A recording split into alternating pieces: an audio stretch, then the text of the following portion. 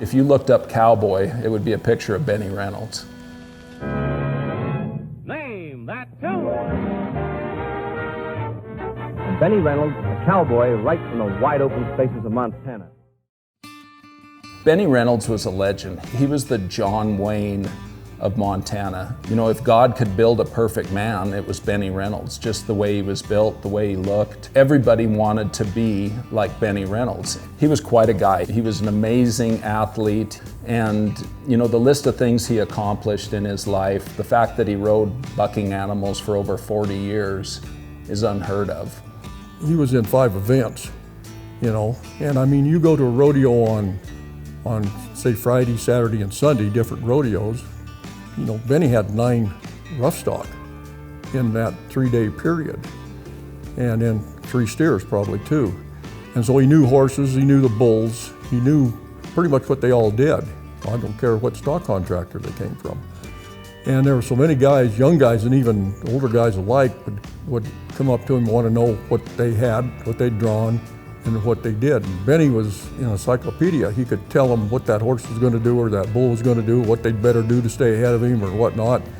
And it always amazed me the knowledge he had that he could give to these young guys or good bull riders, good bronc riders asking him. You know, of course, and I'm sure that still goes on that way.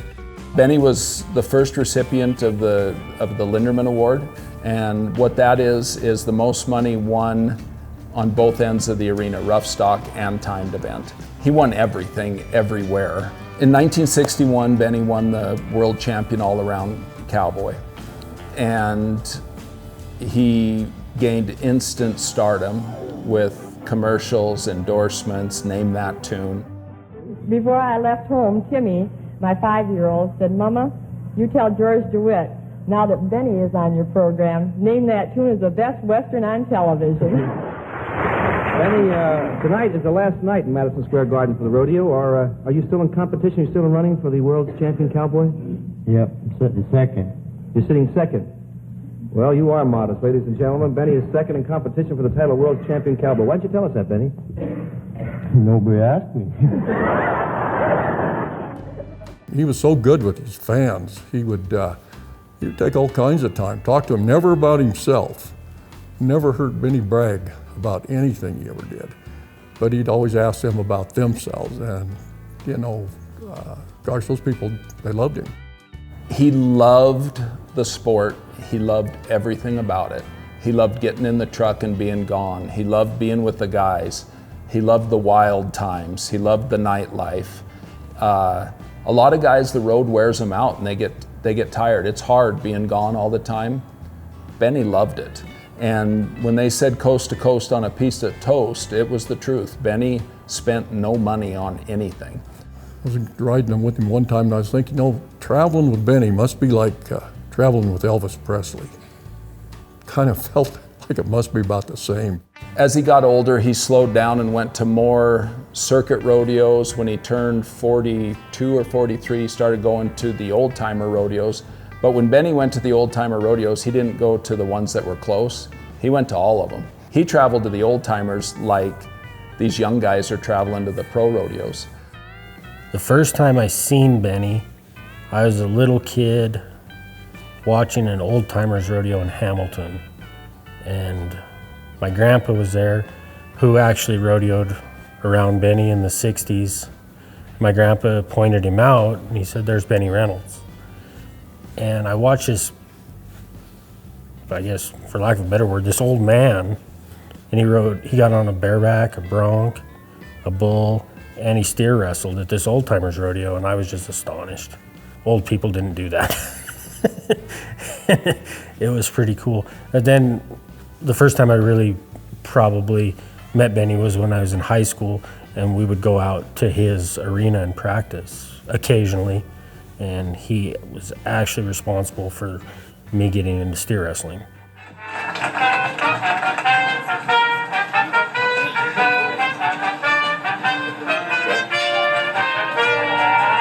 Well, this is quite an honor to get inducted into the Rodeo Cowboy Hall of Fame.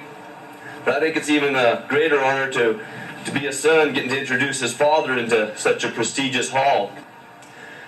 My dad's always been a very modest man, always. I have to hand that to him, you know, he's never ever bragged about himself well until he won the old timers. Then he started getting about how good a shape he's in and everything. But prior to that, he's always been a very modest man. And when he asked me to introduce him at the Hall of Fame here, we got to talking down there, and he says, geez, I don't know why they want to induct me into the Hall of Fame. I really haven't done anything so great. And I says, oh, Dad, you have. I says, You've been to the national finals 9 times. I said, that's quite an honor in itself. Well, there's been a lot of people that's never got inducted and there's been there more times than I have. And I says, yeah, you were the first recipient of the Bill Linderman Award. I mean, that's quite an honor. And, well, that's, you know, yeah. And I says, and how about making it to the finals, being one of 3 men to make it to the finals in a rough stock event and a timed event, and make it to the finals in like all 3. I mean, that's quite an honor itself. Well, I don't know about that. I mean, there's other people that drive, you know.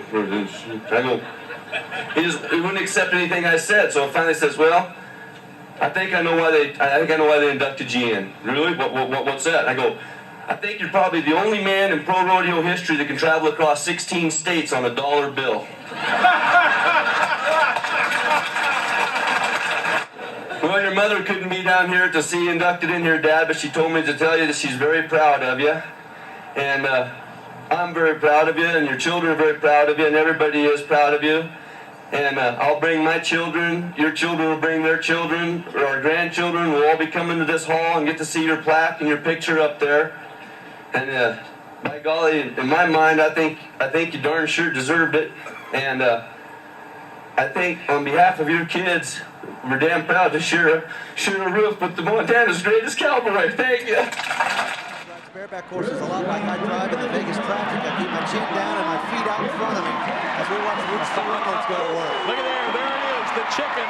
That's the famous. Rooster was larger than life. He had such an outgoing ability about him. He was the center of attention all the time. You know, people were just really, really drawn to him. In the steer wrestling in 1995, Rooster qualified for his first NFR and his only NFR, and he won the average that year at the NFR, which was awesome. If you ever went anywhere to any rodeo or a jackpot team roping or a wild cow milking, kids gravitated towards Rooster. Every kid in the stands would be cheering for Rooster because he wasn't a stranger to them. I mean, he was always giving them candy or doing whatever. Like at the NFR that year when he made it in his Rooster shuffle, kids loved that. He was a true hero to them. I mean, you look at somebody on the TV and you think, I'm gonna pick the guy who's fun to watch and fun to be around, and then you actually meet them and they are the guy that you had pictured in your mind as being that way. You know, they say don't ever meet your heroes. Well, he was a great hero to meet because he's exactly what you thought he was. Rooster used to, when he would go to rodeos, when he was pro rodeo, and he'd always buy a bunch of Rooster hat pins and he'd give them out to the little kids that would come up and see him.